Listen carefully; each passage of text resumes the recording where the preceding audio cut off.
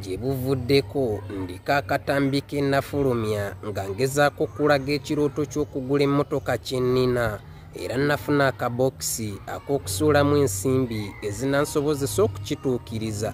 Kano nakapokera nga binusu kutuuka kukajjuza era bwe nakakwatamu nga kazitoye bulungi bwe ntyo ne nkabatula ebyembi ne nkasangamu emitwalo 3 egya Uganda era ekyo kye kyammala amamiima Namanfudu ge yamala ggoonya. Kyokka ku nkya ya leero mwoyo wa Mukama yakeeredde ku nze ne nnonda emitwalo 3 bweddu era ebirowoozo bimpadde ekirooto ky'okugula emmotoka nkyongeremu giya nguze emipiira ogweyambisibwa oba giyite sipeeya ttaya era ne ndaba ne makanika ne musaba okunseegira ku kifaananyi singa emmotoka eba erina ekyuma ekifudde ambuulire ku miwendo gy'ensimbi eziyinza okuntwalibwako.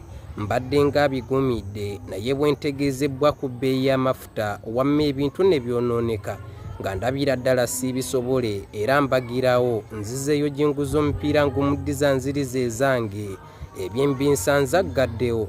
Olwo nno ne nkinnyonnyoka nti wamma ddala ey'omunaku yeemala ebibamba obwana bw'emmese bwe bukuza obwembwa. Jammeh Radio Uganda ku YouTube.